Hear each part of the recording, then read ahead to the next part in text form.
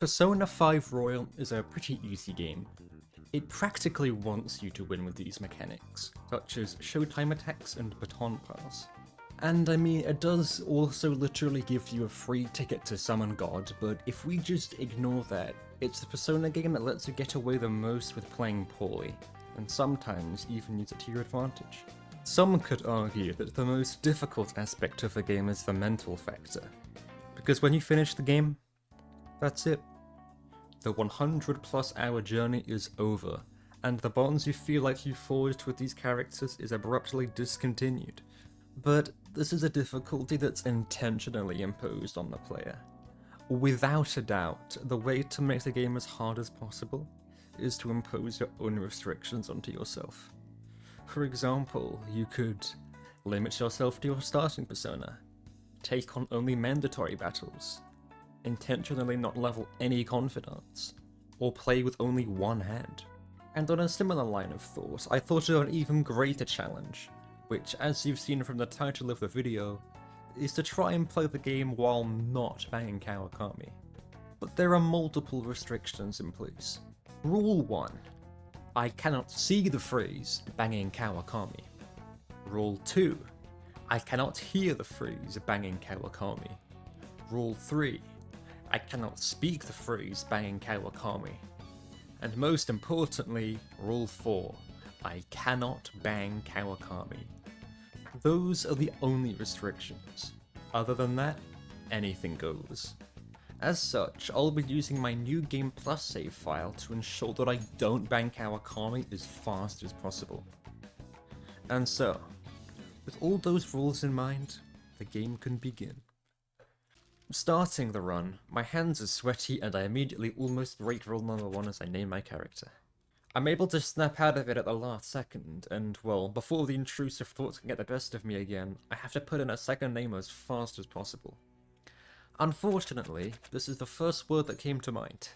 It's embarrassing, but it is what it is, and at least the run is still alive. The mysterious voice from the butterfly seems to know exactly what I'm doing this run, and understands the strife that comes along with what I'm about to attempt. Yet, we push forward. Once we arrive in Yongan-Jaya, banging Sojiro begins searching for Sojiro. Once we find him, we follow him upstairs into his attic and comment on the size of the room. After cleaning the room, we proceed to speedrun a dramatic episode and fall asleep. Then suddenly, we wake up. Again. Sojiro drives us to school for introductions or something, and we're told to behave as we meet Kawakami for the first time, because God knows I wouldn't have otherwise. Anyway, fast forward to the next day, I'm walking to school with this guy and we accidentally walk into a castle that couldn't have conceivably been built in less than 24 hours, but hey, we don't question that. Next thing you know, we're getting physically beaten by a naked guy, but actually, I'd win. So we lock the naked guy in a cell and leave. We then come across the only thing that's wrong with this game. Leaving the castle and arriving at school half a day late, we meet the naked guy again, but this time, he's wearing clothes. We meet Kawakami in the faculty office, and she makes us introduce ourselves to our class. I inform them that I'm banging Sojiro, and then it's home time. Once we go to sleep, we wake up again and are informed that our rehabilitation can now begin. What rehabilitation, you might ask? Have you read the f***ing video title? The next day at school, I'm looking up the classroom answers with maxed out knowledge to protect my fragile ego. And then it's time to return to the castle because damn, what was up with that place anyway? We reunite with this tragic character and further explore the castle, except this time I've got a gun. After observing some cognitive guys getting absolutely nuked, we ourselves enter a scripted fight and get nuked because it's important for the plot, I swear. So anyway, Ryuichi experiences an awakening after seeing Joker and Morgana get stepped on, and then we're actually allowed to win a fight and leave. Over the next few days, we consult a bunch of victims, witness someone jump off a building, and are threatened to be expelled from school by the abuser of all these people. So, you know, not a very upstanding guy. So we go back inside his mind palace to beat up his naked shadow counterpart in an attempt to get him to change his ways. you know how it is. Except for some reason, this person who accidentally followed us in can now also enter of their own free will and ends up a little bit stuck. But she actually breaks free and stuff. I skipped the cutscene, so you don't get to see any of that. But in any case, here's us beating up a giant floating demon on a ship. Once that's all dealt with, we leave because now she's got the great EP.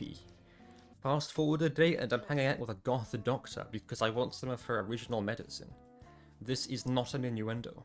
Anyway, after that, we buy a knife and go back to school, which is unrelated to anything. Following a brief exchange with our teacher, it's time to infiltrate Kamoshida's palace, but for real this time. I'm forced to enter the Velvet Room and obliterate our sin, and then I summon God, God, God, and God. Remember, apart from rules 1 to 4, anything goes. If you were in the same position as I am right now, I'm sure you'd get it. This is essentially a Kawakami % speedrun. So, this palace, and those to come, essentially all boil down to this, again, and again, and again.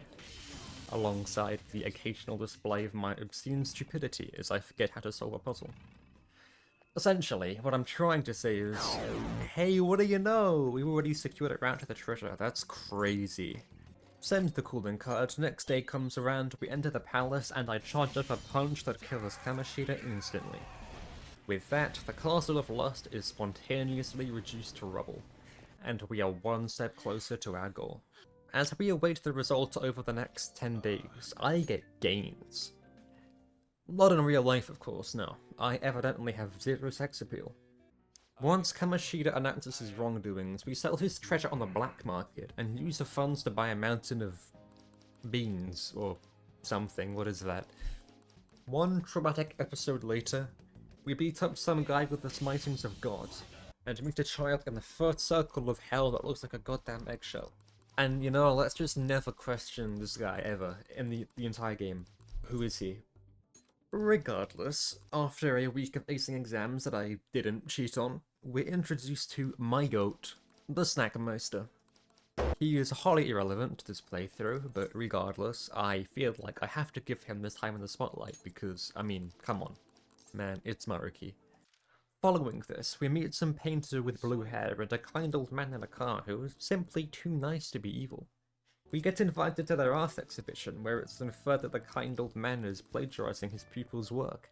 It's at this point that we believe that the kind old man might not be so kind after all. We confirm this by going to his real-life address and harassing the residents for information, which lead us to the keywords for the palace. And in case we didn't have enough evidence already, do you remember that guy that we beat up earlier with myriad troops? Okay, well yeah, I suppose that really doesn't narrow it down, but he also confesses to the old man not being a very pleasant presence. So with that, we infiltrate the palace and locate the treasure, except we can't, because there's this giant cognitive door that impedes our progress. We conclude that the only way to progress is to let this nerd paint our naked, except it was all a ploy to make the not-so-kind old man watch a cat open this door, so that the cognitive door would also open, but when they retreat the room, this guy, Yusuke, is accidentally brought into the metaverse with them. As we escort him out, Shadow Old Man appears, and Yusuke stops coping about his plagiarism being justified, unleashing his persona. With that, he vows to assist us in our mission of changing the hearts of wrongdoers in society. Little does he know, I have an ulterior motive. So now, nothing impedes our progress through the palace, and it goes about how you might expect. Jumping into paintings, running through liminal spaces, and you guessed it, unleashing the myriad truths. All that eventually leads us with a route to the treasure, so the next day we hit him with the calling card and tie up Morgana to this inconspicuous crane dangling literally right above the treasure. Unfortunately, we have to reconvene with him, and then we jump out of the window in an attempt to escape. But Morgana being the cuck that he is, he unwraps the treasure halfway out and it turns out that this treasure was actually a counterfeit. This upsets us greatly. So we nuke the old man, like 3 times over, just to make sure he's dead. Then we take the real treasure and leave. That pretty much sums up the palace. Now, we've got more important matters to attend to. That's right, a few days later, it happens. Operation Maidwatch. That is to say, Kawakami time. So after Ryuji's counseling session, we set off to a vacant apartment in his complex and ring them up. With this meeting, the Temperance Confidant can begin. And so begins the sprint to reach Kawakami rank 10 without romancing. Before that though, it's time for a quick pit stop to Mementos to complete some requests. And to solo the Reaper because, you know, I'm just a bit good at this get. How could they be this strong? I said, and solo the Reaper because I'm just a bit good at this game. And then I did it again for good measure, the f***ing piece of All enemies defeated. It's okay, it's okay. From you, Joe. I now have Kawakami's phone number. Okay, it's time to cool off. I'm in a safe place now, So, alone with are Kawakami, you? The way and you nobody will lost me. ever find him.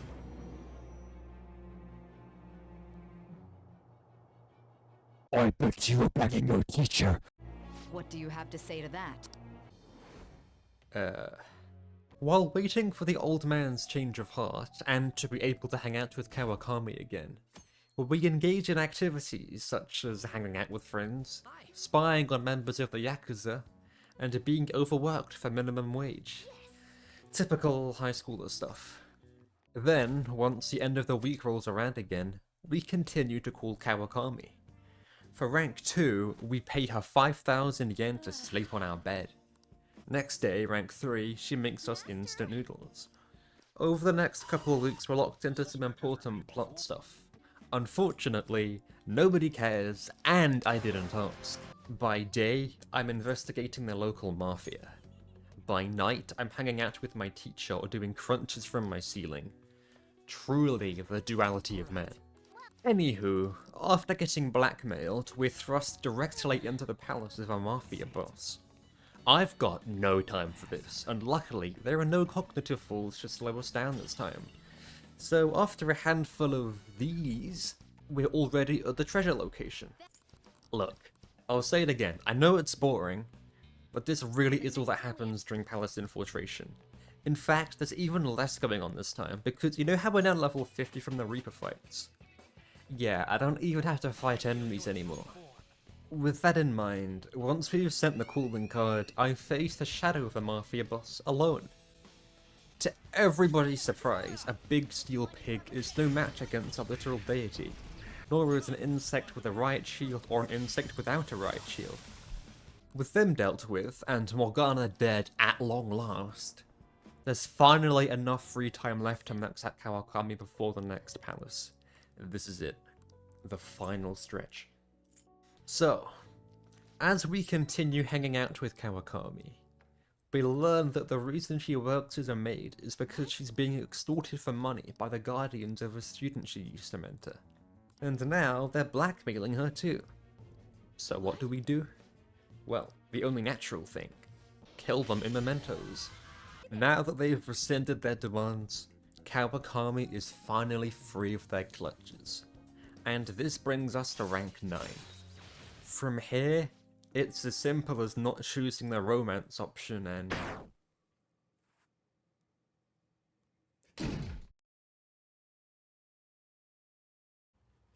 Oh, what happened? Wait. No. No. What are you doing? No. No. No!